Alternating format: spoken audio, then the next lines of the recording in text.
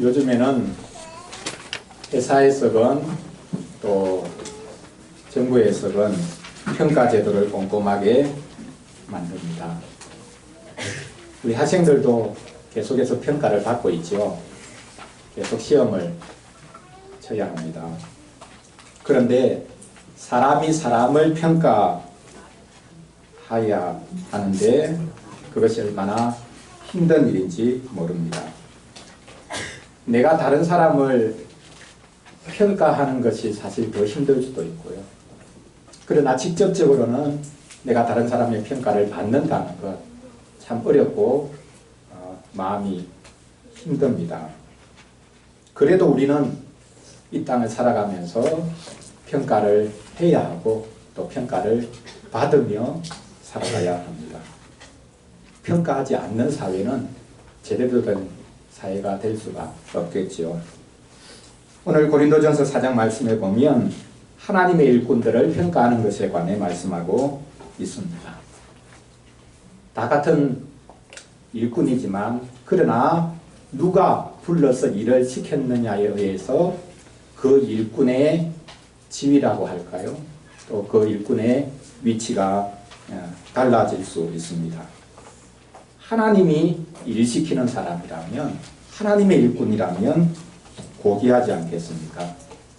그런데 그들은 주관하는 자들이 아니라 사실 교회를 섬기는 종이라고 말할 수 있습니다. 한편으로는 하나님의 일꾼이고 또 다른 한편으로는 교회를 위해서 일하는 종이라고 말할 수 있습니다. 그런 관점에서 우리는 교회를 섬기는 그리고 하나님의 일꾼들 우리가 평가할 수 있습니다. 교회 목사 장로도 평가를 받아야 합니다. 우리는 어떤 관점에서 교회 직분자, 특히 목사를 평가해야 하겠습니까? 우리는 목사가 고귀한 사역자라고 생각하면서 무조건 떠받들어야 하겠습니까?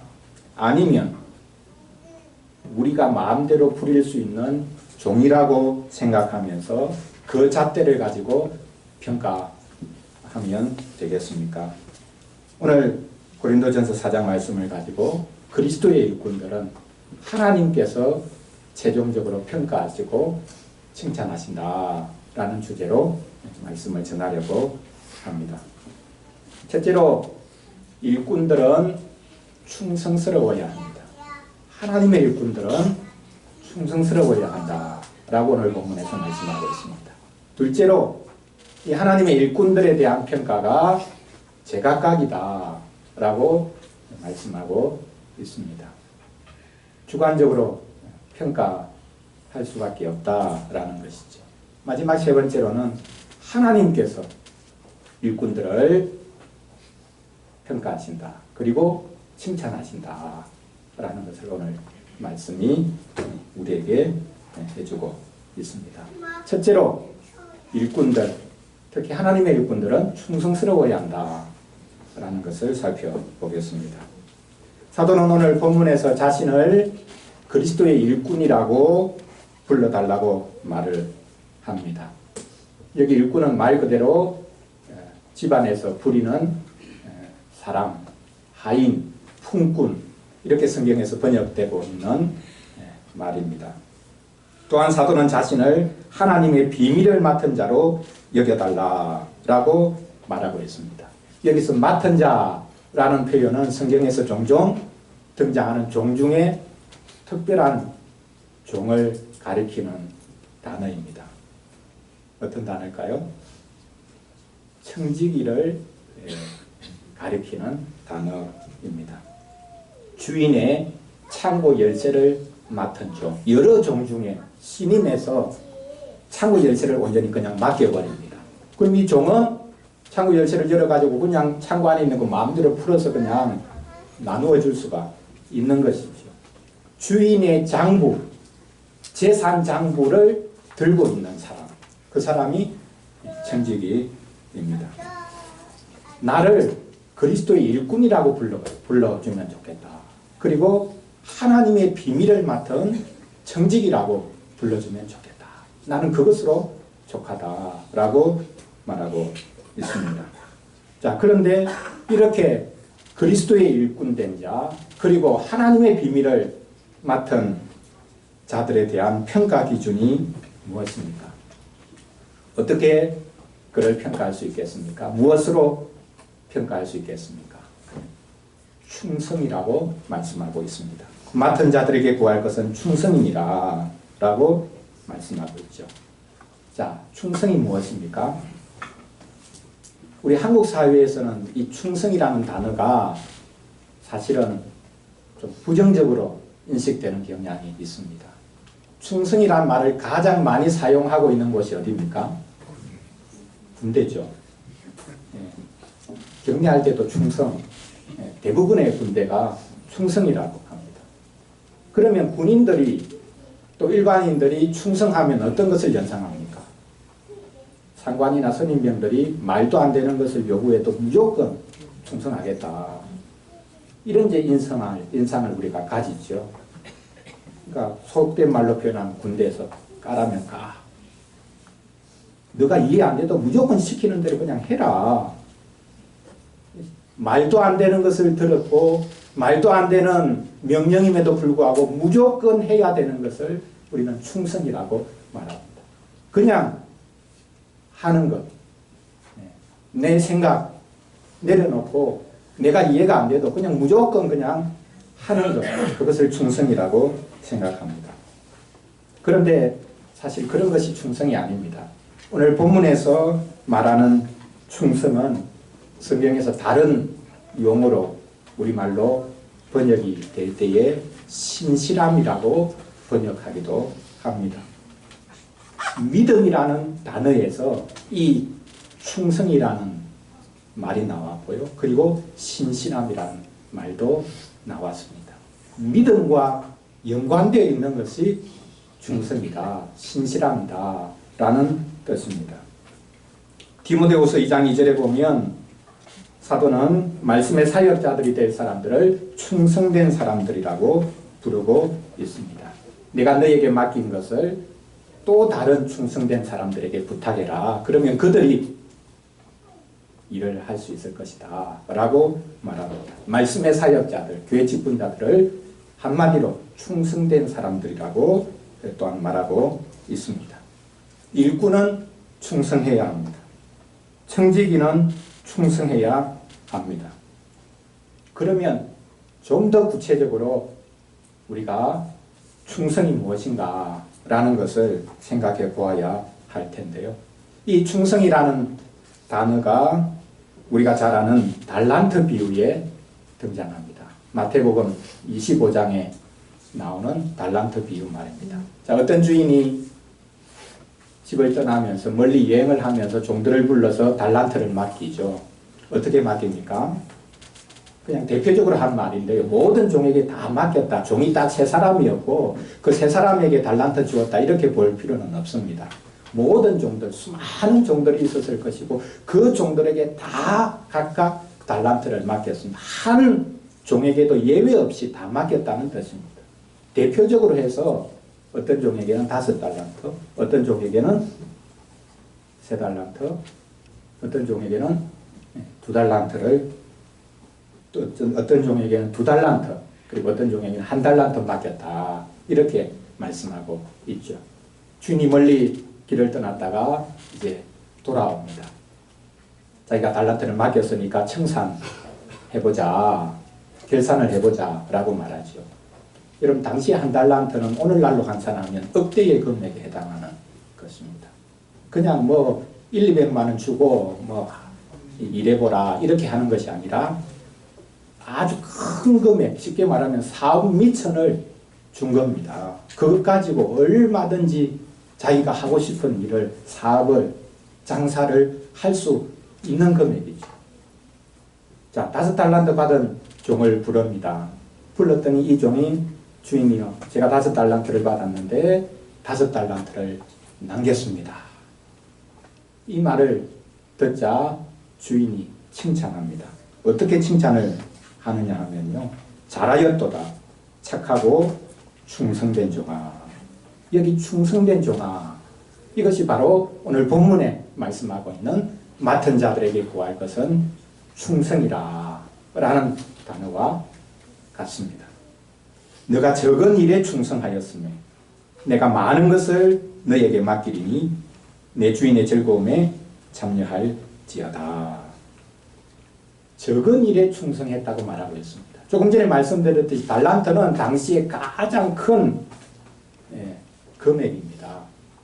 일반인들이 그냥 손에 만질 수 없는 금액입니다. 그것을 주고 장사라고 했는데 주인은 돌아와서 정작 하는 말이 너가 작은 일에 충성했다. 그래서 더 큰 것을 내가 너에게 맡길 것이다. 라고 말씀하고 있습니다. 달란트 비유의 요점이 바로 이것입니다. 우리가 하는 일은 사실 작은 일입니다. 내가 아무리 위대한 일을 한다고 생각해도 그것은 작은 일입니다. 내가 하는 일이 위대해. 다른 사람 하는 일은 가치가 없는 것이야. 그래서 내가 하는 이 일은 꼭 이루어져야 해. 잘못된 것이라는 말이에요. 아무리 세상이 볼 게 큰 것을 자기가 맡았다 할지라도 하나님 보시기에는 지극히 작은 일이다. 작은 일에 충성하는 사람, 그 사람을 하나님이 기뻐하신다는 뜻입니다. 위대한 일을 꿈꾸는 사람은 하나님께 기쁨을 돌려드릴 수가 없다는 것입니다. 작은 것도 크게 생각하는 사람, 아무리 큰 것도 작게 생각할 수 있는 사람, 그래서 맡겨준 것에 충성할 수 있는 사람, 그 사람이 충성된 종이다. 주인이 기뻐하신다 라고 말씀하고 있습니다. 사실 우리 사람은 충성될 수가 없지요. 사실 충성스러운 분은 하나님이십니다. 오늘 본문에서 사도가 맡은 자, 하나님의 비밀을 맡은 자들은 충성스러워야 된다고 말씀하고 있는데요. 사도가 먼저 충성에 관해서 말을 할 때 하나님께 이 단어를 사용했습니다. 고린도전서 1장 9절, 우리가 지금 4장을 살펴보고 있는데 1장 시작하면서 사도가 먼저 이렇게 표현을 했습니다. 1장 9절인데요. 너희를 불러 그의 아들 예수 그리스도 우리 주와 더불어 교제하게 하시는 하나님은 미쁘시도다. 여기 미쁘다라고 번역이 되어 있죠. 이것이 바로 충성되다라는 뜻입니다. 하나님이 충성된 분이라 라는 뜻입니다. 우리는 충성이라고 하면 먼저 우리 자신에 관해서 생각하기 쉬운데요. 하나님이 충성스러운 분이시다. 하나님이 신실한 분이시다. 하나님이 미쁜 분이시다. 라고 성경에서 말씀하고 있습니다. 그 충성을 본받아 예수 그리스도께서 충성스럽게 일하셨죠. 늘 보셨던 분이니까. 그분이 얼마나 충성스럽게 일하시는지를 보셨기 때문에 본 게 있어야 할 수 있죠. 본 게 없으면 우리가 못합니다. 예수 그리스도는 하늘 아버지께서 충성스럽게 일하시는 것을 보셨기 때문에 이 땅에 오셔서 충성스럽게 일하실 수 있었습니다. 히브리서 2장 17절에서 말씀합니다. 그러므로 그가 범사의 형제들과 같이 되시니 마땅하도다. 이는 하나님의 일에 자비하고 신실한 대제사장이 되어 백성의 죄를 속량하려 하심이라. 예수님이 이 땅 위에서 하나님의 일에 자비하고 신실한 대제사장이 되었다. 여기 신실한이라는 말이 역시 똑같은 단어입니다. 충성된 대제사장으로서 일하셨다라고 말씀하고 있습니다. 그리스도는 하나님의 아들이심에도 불구하고 이 땅에 오셔서 우리와 똑같은 인간의 모습으로 충성스럽게 일하셨습니다. 우리가 충성되지 못한 것을 예수님 그분이 대신하셨다는 뜻이죠. 그래서 우리와 다른 독특한 분으로서 일하신 것이 아니라 우리와 똑같은 인간으로서 우리를 위해서 일하셨고 충성되게 일하셨고 그래서 우리를 자기의 형제로 삼아주신다 라고 말씀하고 있습니다. 여러분, 열심히 일하는 사람들은 다른 사람을 쉽게 무시하죠. 열심히 노력하면 되는데 왜 안 되냐, 이렇게 말하지 않습니까? 그런데 그리스도는 왜 노력하지 않냐 이렇게 하신 것이 아니라 우리와 똑같은 자리에 오셔서 자신을 충성스럽게 일하시는 분으로 우리를 위해서 일하셨죠.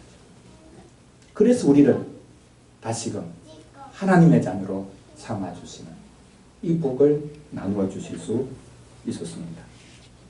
바로 이렇게 그리스도의 충성을 받은 사람들이 신자가 되는 것이고, 또한 교회 사역자들, 일꾼들은 그리스도의 그 충성을 보았기 때문에 또한 충성스럽게 일하게 되는 것입니다. 오직 하나님의 충성스러움, 그리고 그리스도의 충성스러움, 그것이 이제 우리들에게 나타나는 것, 이것이 바로 오늘 본문에서 말씀하는 충성이라고 우리가 이해해야 되겠습니다. 둘째로 이 일꾼들에 대한 평가를 사람들이, 또 심지어 교인들이 어떻게 하는가 제대로 평가하지 못할 때가 많죠. 제각각입니다. 그래서 사도는 자신이 사람들의 평가에 크게 신경 쓰지 않는다고 말하고 있습니다. 3절을 보십시오. 너희에게나 다른 사람에게나 판단받는 것이 내게는 매우 작은 일이라. 너희에게 내가 판단을 받고 널 평가를 받고 있을 텐데 내가 그거 크게 신경 쓰지 않는다, 그렇게 말하고 있습니다. 다른 사람에게 판단받는 것도 나는 크게 신경 쓰지 않는다 라고 말합니다. 여기 다른 사람에게 판단받는 거 할 때 여기 다른 사람에게는 원래 이 성경 말씀에는 사람들의 날에 의해서 평가받는다, 이런 단어입니다. 사람의 날에 의해서 평가받는 것도 내가 크게 신경 쓰지 않는다. 그 사람의 날이 무슨 날이겠습니까? 주님이 오시는 날이 있죠. 마지막에 주님이 오십니다. 그러나 지금은 사람의 날입니다. 그 사람의 날의 뜻은 쉽게 말하면 사람들이 법정에 우리를 세운다. 법정에 서는 날, 법정 앞에서 법의 판단을 받고 사람들의 판단을 받는 것, 그것에 대해서도 나는 크게 신경 쓰지 않는다라는 뜻입니다. 양심에 거리낄 것이 없다, 이런 생각 때문에 이런 말을 하고 있는 것이겠습니까? 법정에 서서 재판받는 것 얼마나 떨리는 일입니까? 예를 들어서 국회 청문회를 앞두고 자신의 신상이 탈탈 틀리는데 무심할 후보자가 있겠습니까? 뭐 그런 것 가지고 그러냐라고 생각할 사람이 있겠습니까? 그런데 사도는 사람들이 자신에 대해서 뭐라고 말하든지 크게 신경 쓰지 않는다. 법정에 서서도 문제될 것이 없다라고 말합니다. 멘탈이 강한 것입니까? 아니면 거만한 것입니까? 하나님이 책임져 주겠지, 그런 막연한 희망 때문입니까? 신자는 불신자들의 평가에 크게 신경 쓸 필요가 없다. 자, 우리 친구들, 맞습니까? 틀렸습니까? 우리는 하나님을 믿으니까 믿지 않는 사람들이 우리를 평가하는 거, 거기에 크게 신경 쓸 필요가 없다. 자, 맞습니까? 틀렸습니까? 틀렸죠. 하나님을 믿는 것과 자기를 성찰하는 것을 나누면 안 됩니다. 하나님을 믿으니까 하나님이 내 뒷배가 되시는데 내가 마음대로 해도 되지, 굳이 내가 뭐 나 자신을 돌아봐야 되냐, 그 믿음이 아닙니다. 하나님을 제대로 믿는 것이 아니죠. 하나님이 나와 함께 하시는데 뭐하러 귀찮게 사람들의 말에 신경 쓰고 또 나 자신을 돌아봐야 되느냐, 그것은 신자로서 할 말이 아니죠. 그런데 사도는 다른 사람의 판단에 크게 신경 쓰지 않는다고 말할 뿐만 아니라 내가 스스로 나 자신을 평가하는 것, 그것도 크게 중요한 것이라고 생각하지 않는다라고 말하고 있습니다. 사도의 말을 한번 직접 들어보십시오. 나도 나를 판단하지 아니하노니 내가 자책할 아무것도 깨닫지 못하나 이로 말미암아 의롭다함을 얻지 못하리라. 나도 나를 판단하지 않는다. 이 말의 뜻이 뭡니까? 내가 아무렇게나 해도 그 문제가 안 된다는 말입니까? 아니죠. 오히려 내가 스스로 나 자신을 늘 돌아보면서 내가 나 자신을 책망해야 하는데 사실 그것도 최종적인 평가가 될 수가 없다는 겁니다. 다른 사람은 몰라도 나는 나를 알죠. 근데 내가 나를 평가하는 것도 최종적인 게 아니라는 거예요. 오히려 사도가 말합니다. 내가 나 자신을 돌아보면서 내가 책망할 게 없는데 내가 책망할 게 없다고 해서 내가 하나님 앞에 의로워지는 게 아니다는 거예요. 다른 사람 말, 법정에서 내린 결론 때문에 내가 의롭다 이렇게 주장하는 것을 넘어서 내가 나를 판단할 때 의롭다는 판단을 내릴 수 있다 할지라도 이것이 최종적인 것이 될 수가 없다라는 거죠. 하나님 그분이 마지막 날에 뭐라고 말씀하실지 그것이 중요하지 내가 나를 평가하고 판단하는 것 그것조차도 일시적인 것일 수밖에 없다라고 말합니다. 그리스도께서 우리의 의가 되시기 때문에 그리스도를 자랑하고 그리스도를 전하는 것이 우리의 의가 됩니다. 나는 양심에 거리낄 것이 없다. 그것이 우리를 의롭다는 것이 아니라 의로우신 그리스도를 붙잡고 자랑할수록 우리는 의롭게 된다라는 사실입니다. 그럼에도 신자라면 기본적으로 자기 성찰을 끊임없이 하죠. 그런데 이게 지나친 경우가 있습니다. 내가 이래가지고 신자라고 할 수 있겠냐라고 끝없이 묻는 것입니다. 그런데 그것도 정도껏 해야 합니다. 그것은 내가 나를 판단하겠다는 거죠. 내가 하나님 자리에 서서 다른 사람도 판단하고 나도 판단하겠다는 태도입니다. 그것은 버려야 합니다. 그럼 어떻게 하라는 말입니까? 어떻게 평가하라는 말입니까? 어떻게 자기 자신을 성찰하라는 말입니까? 기준이 뭐가 되어야 된다는 말입니까? 그리스도가 기준이 되어야 된다는 것이죠. 그리스도를 통해서 나를 봐야 된다는 것. 다른 사람을 볼 때도 그리스도를 통해서 다른 사람을 봐야 되고 나를 볼 때도 내가 직접 나를 보아서는 안 되고 그리스도를 통해서 나를 보아야 된다라는 뜻입니다. 우리가 양심의 가책이 생길 때 그냥 덮어버려서는 안 되겠지만 그런 때라도 그리스도를 통해서 자기 자신을 설득해야 합니다.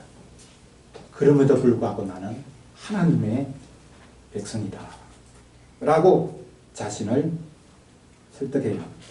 자신의 부족함과 제약이 드러날 때에 애써 외면하는 것이 아니라 그것을 가지고 하나님께 아뢰어서 하나님이 우리를 받아주실 때를 기다려야 하는 것이죠. 이렇게 사람들의 평가는 제각각이고 심지어 나 자신의 평가도 제멋대로일 때가 많기 때문에 우리는 우리 자신을 하나님 앞에 내세워야 합니다. 그리스도 그분과 함께 하나님 앞에 서야 합니다. 그래서 그리스도를 통해서 하나님이 우리를 받아주시기를 구하는 것. 이것이야말로 내가 나를 정확하게 평가하는 것이라 라는 것을 우리가 알아야 하겠습니다. 마지막으로 하나님께서 자기가 부리시는 일시키시는 그 일꾼들을 평가하신다. 그리고 마지막 날에 그를 칭찬하신다 라는 것을 살펴보겠습니다. 사도는 다른 사람들의 판단 그리고 자기가 스스로를 판단하는 것도 내려놓죠. 어떻게 보면 그것을 판단 중지라고 말할 수 있을지 모르겠습니다. 내가 나를 완벽하게 판단할 수 없으니 또 다른 사람에 대해서도 판단할 수 없으니 나는 판단을 내려놓겠습니다. 요즘 우리가 주위에서 벌어지는 이런저런 사건들을 통해서도 우리가 한동안에는 판단 중지를 해야 될 때가 있습니다. 시간이 좀 지나면 사태가 드러나죠. 그때까지 참지 못하고 말하고 평가한 것이 나중에는 큰 부끄러움이 될 때가 많습니다. 우리는 모든 정보를 다 가지고 있지 않죠.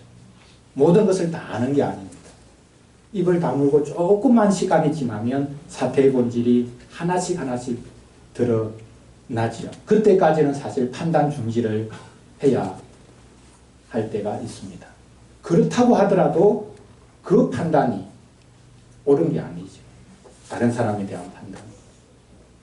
법정에서 이루어진 판단조차도 최종적인 것이 아닙니다. 사실. 그래서 사도는 자신은 하나님의 판단 앞에 자신을 내려놓는다 라고 말씀하고 있습니다. 왜냐하면 자기를 심판할 분은 오직 하나님이시기 때문입니다. 사도 바울은 자신이 사도이기 때문에 다른 사람의 판단받기를 피하려고 하는 게 아닙니다.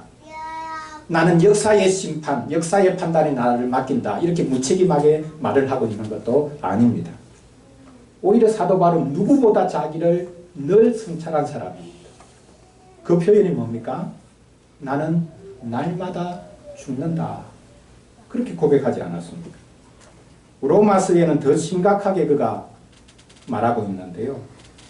날마다 자신이 죄와 얼마나 심각하게 분투하고 싸우고 있는지를 이렇게 표현하고 있습니다. 오라 나는 공고한 사람이로다. 이 사망의 몸에서 누가 나를 건져내라. 내가 원하는 바서는 행치 않고 내가 원치 않는 악을 행하구나. 이것은 믿기 전에 자기를 생각하면서 회고하면서 하는 말이 아니라 하나님의 백성이고 심지어 사도로 일을 하면서도 여전히 타락한 본성이 남아있는 그것과 씨름하고 있는 사도의 모습을 우리에게 보여주고 있는 것입니다. 그러나 그렇게 자기를 깊이 내가 나를 깊이 성찰한다 할지라도 이것 때문에 하나님 앞에 내가 의로워지지는 않는다. 그래서 하나님의 판단과 평가에 자기를 맡긴다고 말을 하고 있는 것입니다. 그리스도께서 다시 오셔서 평가하실 때까지는 그 어떤 판단도 평가도 최종적인 것이 될 수가 없습니다. 왜냐하면 사람들은 오늘 본문에서 말씀하고 있듯이 겉으로 드러난 것만 가지고 평가하죠. 아무리 속에 있는 것, 숨겨둔 것 다 드러내려고 한다 할지라도 다 드러나지가 않습니다. 그러나 하나님께서는 정확하게 드러내시죠. 어둠 속에 감추어져 있던 것들을 다 드러내신다 라고 오늘 본문이 말씀하고 있습니다. 다른 사람들이 알지 못하도록 꼭꼭 숨겨놓았던 모든 것들이 그분 앞에서는 다 드러난다는 겁니다. 사실이 드러나는 것뿐만 아니라 사람의 마음까지도 그분 앞에서는 드러나고 좋은 일은 했지만 어떤 동기로 그 좋은 일을 했는가 그 동기조차 그분 앞에서는 드러나니 위대한 일을 했다고 하는 것이 그분 앞에서는 부끄러움이 될 수도 있는 것이죠. 예수님이 생전에 친히 이것과 관련해서 말씀하신 적이 있습니다. 누가복음 8장 17절인데요. 숨은 것이 장차 드러나지 아니할 것이 없고 감추인 것이 장차 알려지고 나타나지 않을 것이 없느니라. 반드시 다 드러나게 되어 있다. 하나님 앞에서는 드러난다는 것입니다. 그때 그 마지막 날에 부끄러움을 당하지 않으려면 어떻게 해야 되겠습니까? 지금 부끄러움을 당하는 것이 낫습니다. 지금 숨겨놓았다가 마지막 날에 드러나서 부끄러움을 당하는 것을 어떻게 견딜 수 있겠습니까? 그래서 지금 차라리 부끄러움을 당하는 것이 낫다. 우리 신자가 그렇습니다. 신자인데 내가 하나님 백성인데 내가 세상에 부끄러움을 당하면 되겠냐? 그 다 숨기자. 아닙니다. 신자는 오히려 드러내도 됩니다. 부끄러움을 당해도 됩니다. 지금 이 세상에서 부끄러움을 당하는 것이 오히려 낫습니다.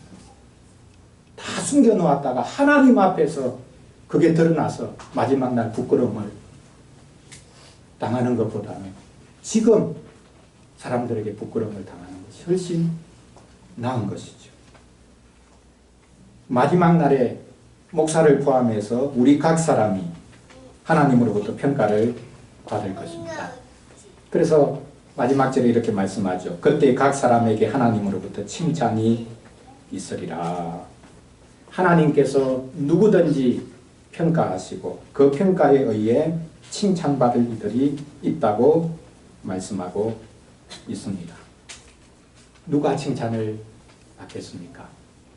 사도는 오늘 본문 앞에 자신을 그리고 아볼로를 베드로를 사역자라고 말하면서 각자가 일한 대로 하나님께서 상급을 줄 것이다 라고 말을 했는데요.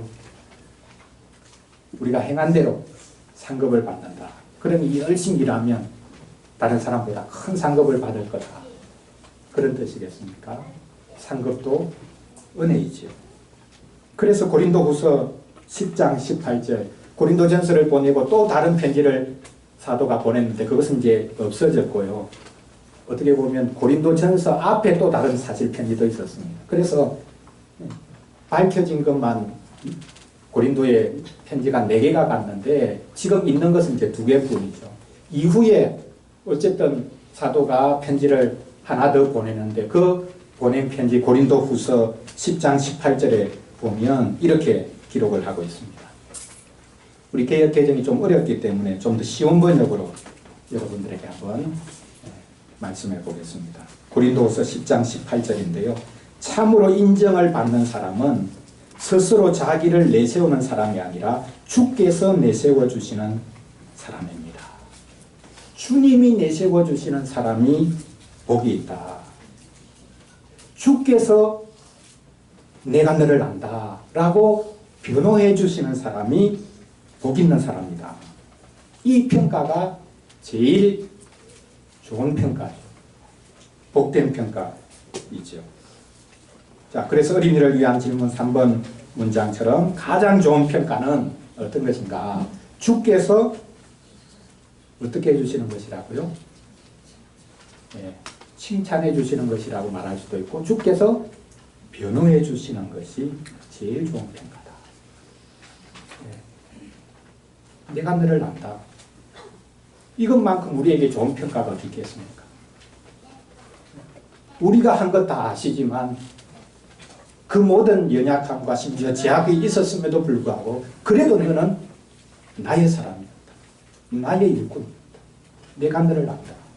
아무리 열심히 일하고 위대한 일을 이루었다 할지라도 주님께서 나는 모르는데 주님의 이름으로 기적도 행하고 귀신도 쫓아내지만 나는 모르는데 이렇게 말을 할 수도 있다고 그런 때가 올 수도 있다고 주님께서 말씀하고 계시지 않습니까? 그렇기 때문에 가장 좋은 평가는 주님께서 내가 너를 안다. 너의 연약함도 알고 너가 그렇게 고통스럽게 부러지셨던 것도 알고 죄로 인해서 너가 넘어진 것도 내가 안다. 그러나 너는 나의 사람이었다. 기본적으로 너는 그리스도를 의지하고 그리스도를 붙잡은 사람이기 때문에